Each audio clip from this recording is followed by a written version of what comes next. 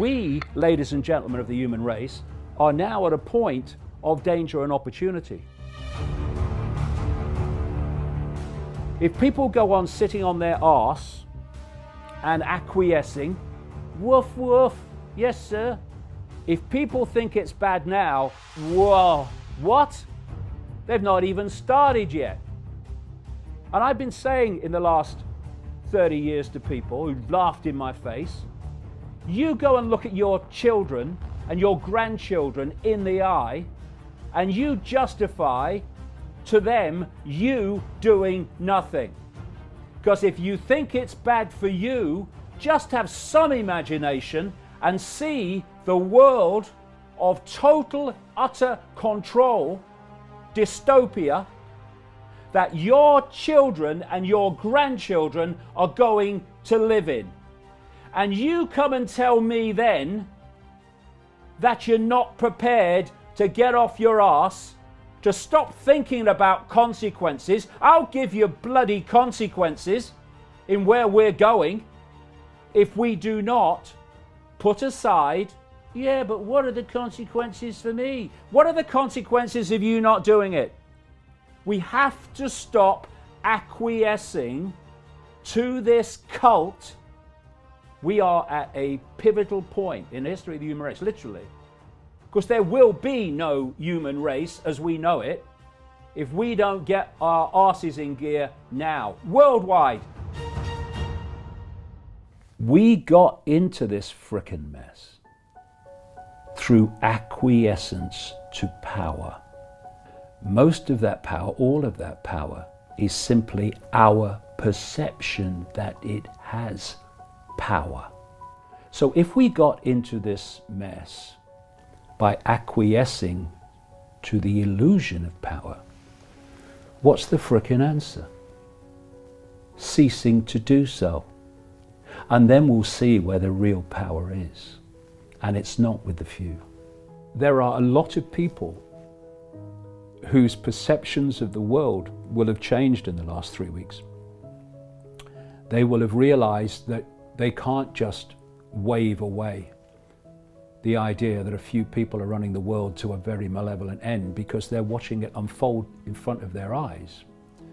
And we will see in the weeks to come what impact that mass realization of what we're dealing with and what this world is will have in its impact upon what people do and how people cease to acquiesce to power, or the perception of power, because that's all it is.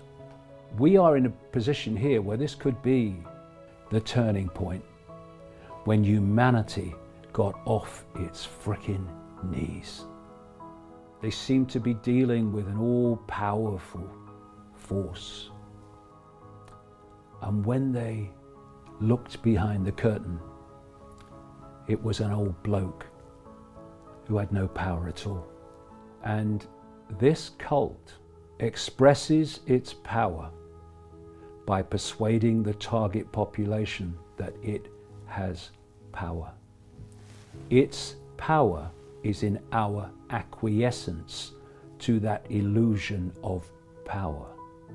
We now have the chance to break the spell, to break the mind spell, and see behind the curtain. And what we'll find is something that's not powerful at all once we stop acquiescing to it. It's where I want things to go, but it's also where I know things can go. The only way they can control humanity is to put humanity in a smaller box than they're in. That's how they've done it. And when humanity steps out of the box and realizes its true identity, which is a state of infinite awareness, which these pillocks aren't, then they're in a box. We are expanded consciousness well beyond the box. And they become powerless to that. They have to put us in a smaller box than they're in. That's what they've done. And they could not do it without it. Once we open our eyes, we open our minds, we open our hearts, the walls of the prison, the walls of the bubble, the walls of the box, whatever you want to talk about, just fade away. And we become the true power that we really are, all of us. And the way they have controlled us is by blocking out that expansion of true self and locked us away in a bubble. We self-identify with labels, we self-identify with our life stories and our race and our sexuality and all that stuff. They're just experiences. And they keep us in the bubble when we think that's the I. And so we're in the bubble, they're in a slightly bigger bubble, and so they control. When we realize the true nature of what we are, which is consciousness, eternal, exploring, forever consciousness, having a brief experience called human,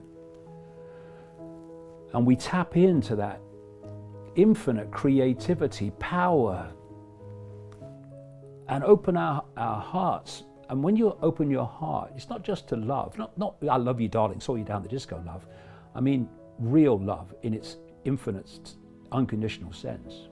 What you're doing is you're tapping in to a level of consciousness that does not have something which is the very foundation of human control.